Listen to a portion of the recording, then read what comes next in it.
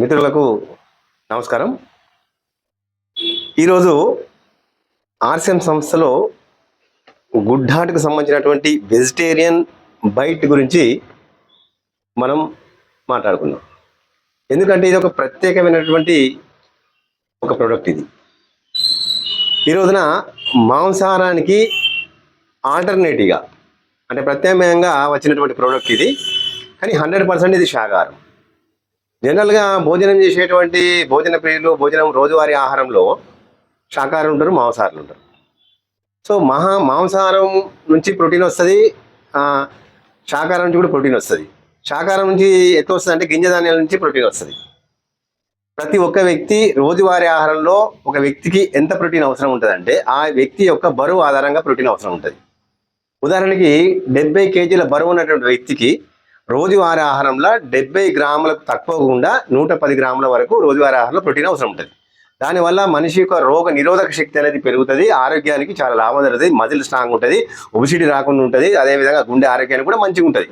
So కాబట్టి ఈ రోజున మరి జంతు సంబంధమైనటువంటి ప్రోటీన్ అనుకుంటే 100 గ్రాముల ప్రోటీన్ కనుక మటన్ కనుక తీసుకున్నట్టయితే, మాంసం కనుక తీసుకున్నట్టయితే అందులో పోషకాహార నిపుణులు చెప్పేది ఏంటంటే 20% మాత్రమే ప్రోటీన్ వస్తుంది, 20% ఫ్యాట్ వస్తుంది, 60% వాటర్ వస్తుంది. వాటర్ కంటెంట్ వల్ల ఇబ్బంది ఏం లేదు, కానీ ఫ్యాట్ వల్ల ఇబ్బంది. అందుకే ఎక్కువ తిన్నప్పుడు ఏంటంటే ఇదంతా కూడా ఈజీగా జీర్ణం కాకుండా తర్వాత కొలెస్ట్రాల్ ఎక్కువ పెరిగి రకరకాల ఇబ్బందులు జరిగేటువంటి అవకాశం ఉంది, అనారోగ్య సమస్యలు రావడానికి అవకాశం ఉంది. కాబట్టి డాక్టర్లు ఏం చెప్తారంటే జంతు సంబంధమైనటువంటి ఏదైతే ప్రోటీన్కి సంబంధించినటువంటి తీసుకున్నప్పుడు తక్కువ తీసుకోవాలని చెప్తారు. మరి సేమ్ టైంలో కొంతమంది మానేయాల్సిన పరిస్థితి కూడా వస్తుంది, కొంతమంది మానేస్తారు కూడా.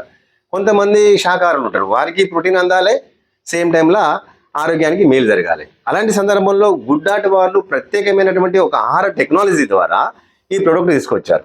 ఇందులో ఎట్లా తయారవుతుంది, ఏ విధంగా తయారవుతుంది అంటే ఈ ఆహార టెక్నాలజీ ద్వారా బియ్య పిండి, చియో పిండి, కినోవా, శనగపిండి, అవిసె గింజలు, సో ఇలాంటి మిశ్రమంతో మొక్కల ఆధారితమైనటువంటి 100% వెజిటేరియన్తో తయారు చేయడం వల్ల సో ఇది ఒక పేస్ట్ లాగా వస్తుంది. ముక్కలు కట్ చేసుకొని వండుకుంటే మటన్ ఏ విధంగా మసాలా వేస్తారో అదేవిధంగా శాకాహార సంబంధించినటువంటి ఈ వెజిటేరియన్ బయట కూడా ఆ విధంగా వండుకున్నట్టయితే నోటికి రుచి ఉంటుంది, చూడడానికి మటన్ లాగా అనిపిస్తుంది, మాంసాహారం లాగా అనిపిస్తుంది. కానీ మాంసాహారం కాదు, 100% శాకాహారమే.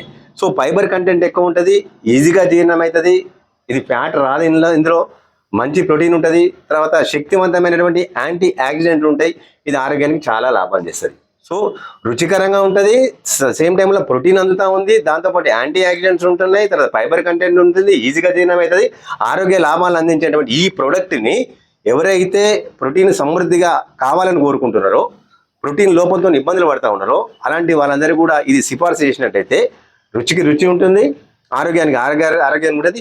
ఇంత మంచి ప్రొడక్ట్ను మనం కూడా విస్తృతంగా ప్రచారంలో తీసుకొచ్చినట్టయితే ఈ గుడ్ హార్ట్ వారి ఒక స్లోగన్ ఏమంటుందంటే జంతువులకు హాని అంటే జంతువులకు నష్టం జరగకుండా అవి కూడా జీవించేటువంటి హక్కు ఉంది, కాబట్టి వాటిని కూడా కాపాడిన వాళ్ళు అవుతారు. మెల్లమెల్లగా ఈ అలవాటును అనేది కూడా ప్రజలకు తీసుకొచ్చినట్టయితే సో ఇప్పుడు తొందరగా పెరగాలనే ఉద్దేశంతో కోళ్ళ మీద ఏం చేస్తున్నారు అనేది అది అందరికీ తెలిసినటువంటి విషయం. తొందరగా పెరగాలని దానికి సంబంధించినటువంటి కొన్ని రకాల కెమికల్స్ అప్లై చేస్తున్నారు, ఉత్పేదకారాలు అంటారు కదా, అది వాడుతున్నారని అంటూ ఉన్నారు. అదేవిధంగా మేకలు కానీ గొర్రెలు కానీ మింగేటప్పుడు ఇదే ఆరోపణ వస్తామండి పెంచేటప్పుడు. అలాంటి సందర్భంలో కూడా ఈ గుడ్ హార్ట్ వారు స్పష్టంగా ఏంటంటే శాకాహారానికి సంబంధించినటువంటి ఈ ప్రోటీన్ కనుక మనం విస్తృతంగా ప్రజలకు తీసుకెళ్తే ఆరోగ్యానికి ఆరోగ్యం ఉంటుంది, వన్యప్రాణులను కూడా సంరక్షించే వాళ్ళమైతే ఈ గుడ్ హార్ట్ వారి నినాదాన్ని కూడా అందరం కూడా ఆస్వాదిస్తూ అందరూ కూడా ప్రమోట్ చేయాల్సిందిగా కోరుకుంటూ, అలా అని చెప్పి మనమేమో ఆర్సిఎం ఇది మాంసాహారాలకు వ్యతిరేకంగా అనేది మాత్రం అపోహ, అది కూడా ఏం లేదు. కాకపోతే ఆరోగ్య రీత్యా మాత్రమే ఇది బాగుంటుంది అనేది మనం సిఫార్సు చేస్తున్నాం. Thank you very much. జై ఆర్సిఎం, జై ఆర్సిఎం.